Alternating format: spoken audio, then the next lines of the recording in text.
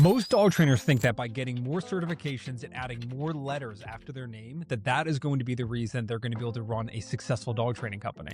And in this video, I'm actually going to break down for you why that doesn't matter whatsoever when it comes to building a successful dog training business. Hey, if you don't know me, my name's Kevin, and I'm the owner of a company called Top Dog Advertising. We specialize in running paid advertising campaigns for dog training businesses. If you're new to the channel, make sure to subscribe because I put up new videos every single week showing you exactly how to grow your dog training company. So this is a conversation I find myself having over and over again with many different dog trainers across all different ages and all across the United States. And that is, what do I need to do? What certifications do I need to have in order to be successful as a dog trainer? And the answer, ironically, is none.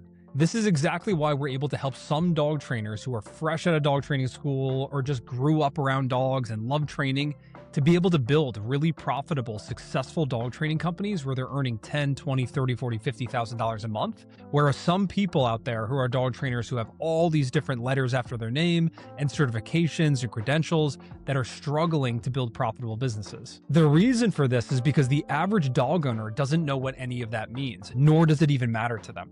There will be some people who research it deeply and, having some certifications or being members of certain organizations may matter to them.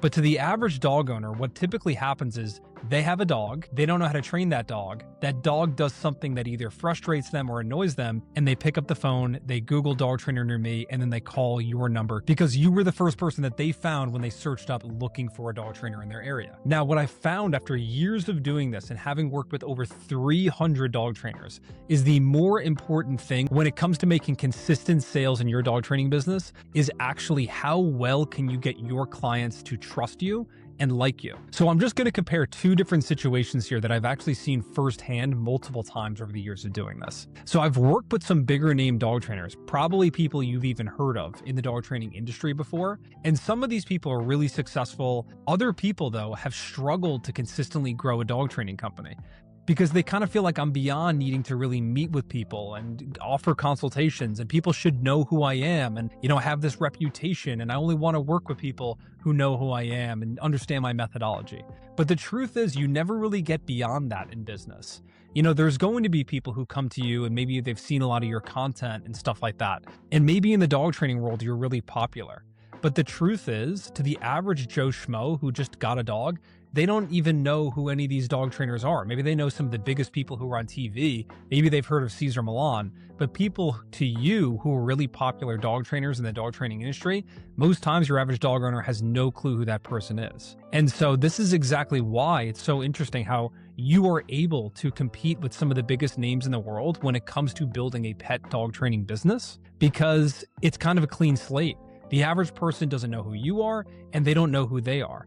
And yeah, sure, they may look into certifications if it's listed on your website, but the truth is, and I'm sure you've heard this, you've been running your dog training business for some time now, that people buy from people all the time just because they like them. It's no different than the personality hire in corporate America. How did that guy or that girl get the job? Well, the hiring manager or the boss just really liked them. And so this is the same thing for you in your dog training business.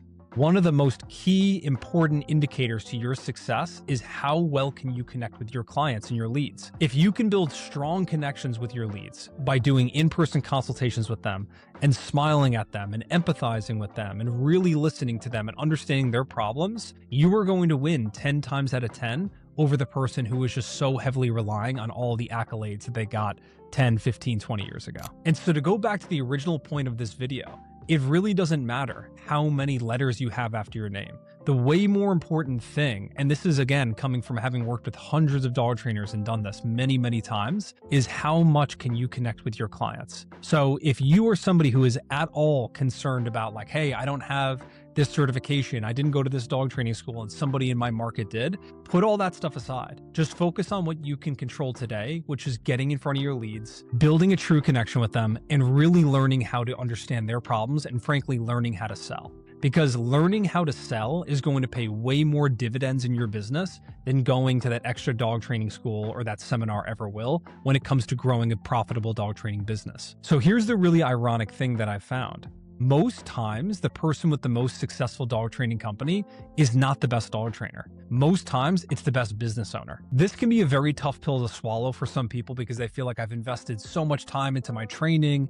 It's not for nothing. It's good to be really good at dog training. It goes without saying. You should be able to deliver world-class results to your clients. But the truth is, in order to build a successful dog training company, the most important things when it comes to consistently getting new clients in the door are sales and marketing.